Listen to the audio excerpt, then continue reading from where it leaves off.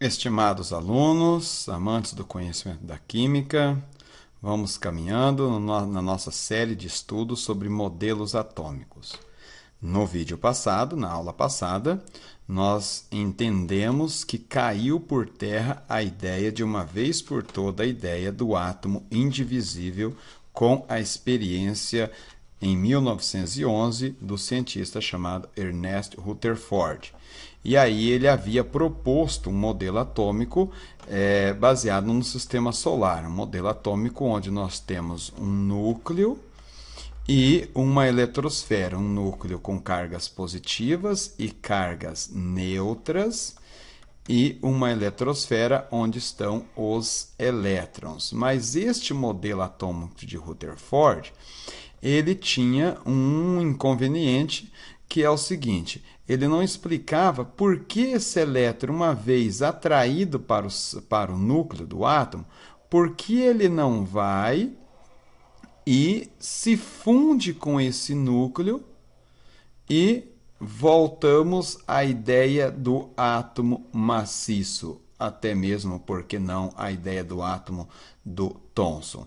E não é o que nós observamos na prática. Na prática, nós observamos que o átomo ele se mantém estável e esse elétron não vai fundir com um núcleo, senão nós não teríamos a estabilidade que nós temos da matéria, no sentido atômico, microscópico.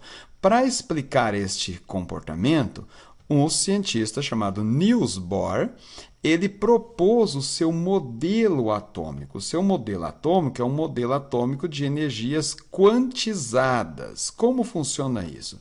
Ele propôs o seguinte, que deve existir, esse é o entendimento que nós temos, a palavra talvez não é essa palavra adequada, deve haver uma certa organização, talvez o termo, a nossa linguagem às vezes não expressa tudo da maneira como a gente realmente gostaria. Vou fazer uma comparação. Você está extremamente apaixonado por uma menina ou por um menino e você quer demonstrar este amor, mas não tem palavras, então você fala, eu te amo, mas você sabe que essa palavra, essa frase, simplesmente não vai expressar todo o seu sentimento, mas é o que nós temos. Então, na nossa linguagem, nós poderíamos dizer assim, que há uma certa harmonia, uma certa organização no mundo microscópico. Por quê? Porque nós observamos isso no mundo macroscópico. Então, e essa harmonia, essa organização, essa maneira que o universo está distribuído, organizado, ela tem como fundamento níveis de energia, quantidade de energia. A energia é o fator principal aí neste ponto. Ora, por que os rios correm em direção ao mar? Porque no mar temos um nível de energia menor possível. Porque o leão ele é predador da zebra e não o oposto, porque o leão tem muito mais energia, muito mais forte, assim sucessivamente. Porque a Terra ela está na terceira órbita do sistema solar? Porque um planeta maior tem que ter uma órbita maior? Devido ao seu tamanho e à sua quantidade de energia. Então, não acreditamos que no mundo microscópico vai seguir também este raciocínio.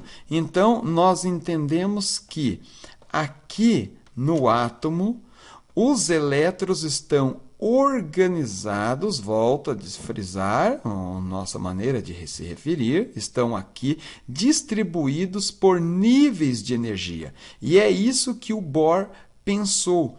Os elétrons eles não se movem aleatoriamente ao redor do núcleo, mas sim em órbitas circulares, sendo que cada órbita apresenta uma energia bem definida e constante, níveis de energia, para cada elétron de um átomo. Quanto mais próximo do núcleo, quanto mais próximo, tem menos energia. Quanto mais distante, mais energia. Podemos fazer uma analogia aqui. Digamos que nós temos aqui um pneu de uma bicicleta e no seu raio é colocado dois enfeites, um enfeite aqui e um enfeite ali. Bom, esse pneu vai girar. A velocidade angular desses enfeites serão iguais uma à outra. Agora, a velocidade linear não será igual, não serão iguais, de 1 e 2. Digamos que aqui seja 1 e aqui 2. Porque esse aqui vai percorrer uma certa distância num determinado tempo. Esse aqui vai percorrer uma distância bem maior exatamente no mesmo tempo. Então, como nós vamos ter uma distância percorrida maior num tempo exatamente igual a essa distância menor, nós vamos ver que a velocidade 2 do enfeite 2 é maior que a velocidade do enfeite 1, ou seja, esse enfeite vai ter uma energia cinética maior. Então, nós deduzimos então que os níveis mais próximos do núcleo têm energias inferiores e os níveis mais afastados, energias superiores. De maneira que, veja só, os níveis de energia são quantizados, ou seja, são energias definidas, inteiras. E essa quantidade de energia foi denominada de quanto de energia. Então, esse quanto de energia são fótons. Quando é emitido fótons, e esses fótons têm uma energia específica que é dada por esta equação aqui, a equação energia igual a constante de Planck vezes νi, que é a frequência. Ali está a F de frequência. Então, essas órbitas aqui, elas serão órbitas de energias fixas, definidas, e para um elétron sair de uma órbita e ir para outra órbita, vai ter que ou emitir ou absorver energia. Se ele está numa órbita inferior e ele quer ir para uma órbita superior, ele deverá absorver energia. Ele deverá absorver energia. Eu estou tentando pegar aqui uma coloração. Aqui, a coloração vermelha. Não. Então, se ele está aqui nesta órbita inferior e quer ir para uma órbita superior, ele deve absorver um quanto de energia específico, definido, e ir para um nível superior de energia. Ao retornar, se ele quiser retornar, ele tem que liberar essa energia em forma de luz, evidentemente. Então, veja só outro postulado de Bohr. Para passar de um nível de menor energia para um de maior energia, o elétron precisa absorver uma quantidade apropriada de energia. Quando isso ocorre, dizemos que o elétron realizou um salto quântico e atingiu um estado excitado. Esse estado é instável. Quando o elétron volta para o seu nível de energia original, o estado fundamental, ele libera a energia que havia absorvido em forma de onda eletromagnética, em forma de luz. Então, Bohr resolveu esta situação aqui, esse impasse do modelo atômico de Rutherford, dizendo que o elétron ele não se funde no núcleo porque ele está em níveis de energia específicos. Para ele ir de um nível para outro, ter transições eletrônicas envolve energia. Ou absorve ou libera energia. E esse modelo atômico de Bohr, ele explica, por exemplo, o caso das cores nos fogos de artifício. Nos fogos de artifícios. O que acontece nos fogos de artifício? Nós temos pólvora constituída de vários sais. E quando esses átomos desses sais são excitados, os elétrons deles são excitados, passam para um nível de energia superior, Por exemplo, se nós temos lá sal de cobre, ou sal de bário, sal de sódio, ou qualquer outros sais, os elétrons saem de um nível inferior e vão para um nível superior porque foram aquecidos, absorveram energia, e quando eles se esfriam, voltam, esses elétrons irão voltar para o seu nível de energia de origem, então eles vão emitir fótons, vão emitir luz, ondas eletromagnéticas, e cada átomo emite uma luz específica. Por exemplo, o cobre vai emitir uma coloração azul. O cobre vai emitir uma coloração azul, o bário vai emitir uma coloração verde, o sódio amarelo e assim sucessivamente. Esse modelo atômico, então, vai explicar este fenômeno das transições eletrônicas emitindo luz, raios de luz em diferentes cores. Tem até uma experiência interessante que a gente faz em laboratório, que você pega sais, diferentes sais, e coloca na chama, é o teste da chama, e pela cor da chama a gente identifica que elemento que está ali. Se for amarelo, já vos disse que é sódio; se for azul, cobre; se for verde, verde aqui. Se for verde, vai ser bário, e assim sucessivamente. Então, cada modelo atômico ele vai explicar um fenômeno observado na natureza. O modelo atômico de Thomson, de Dalton, explicou a conservação, a lei de conservação das massas. O modelo atômico de Thomson explicou os fenômenos relacionados à eletricidade.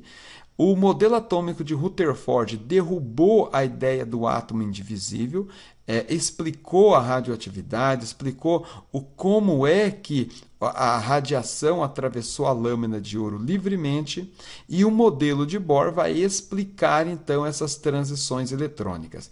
Terminou? Não terminou. Evidentemente não terminou. Nós temos modelos atômicos quânticos hoje. Nós não vamos entrar no mérito nesta sequência de videoaulas nesse momento. Talvez posteriormente vou gravar uma videoaula relacionada a esse ponto aí. Mas o que eu vou fazer é mostrar as imagens que nós temos, as fotos, não diríamos fotos especificamente fotos, mas imagens mais avançadas que nós temos de átomos. Quando eu falo que nós não conseguimos ver um átomo, o interior de um átomo, como é o interno de um átomo, apenas nós teorizamos, nós propomos modelos científicos para explicar isso, eu vou mostrar então a vocês as imagens mais modernas que nós temos de um átomo. Bom, como nós sabemos, não existe ainda tecnologia para nós enxergarmos como é um átomo internamente. Nós não temos esta tecnologia para enxergarmos, conseguirmos dar um zoom em um átomo e enxergarmos como ele de fato é. O que as imagens mais sofisticadas sobre átomos isoladamente que nós temos são imagens feitas por microscópio de tunelamento eletrônico. Esses microscópios, eles medem correntes elétricas em superfícies metálicas, aqui seria de átomos de ouro, ou pode ser também de cobre. Esse microscópio com uma ponta extremamente fina, ele vai permeando essa superfície, medindo correntes elétricas que vão sendo geradas e vai formando essas imagens, mas essas imagens aqui, elas não são como você pega uma máquina fotográfica e fotografa uma bolinha de gude, não. Isso aqui são gerados em programas computacionais. Então, acreditamos que essas pontas aqui seriam átomos isolados. Mas você veja bem como é a ciência. Pesquisadores já estão dizendo que essas pontas aqui não seriam exatamente os átomos, seriam os espaços vazios entre os átomos. Os átomos estariam aqui.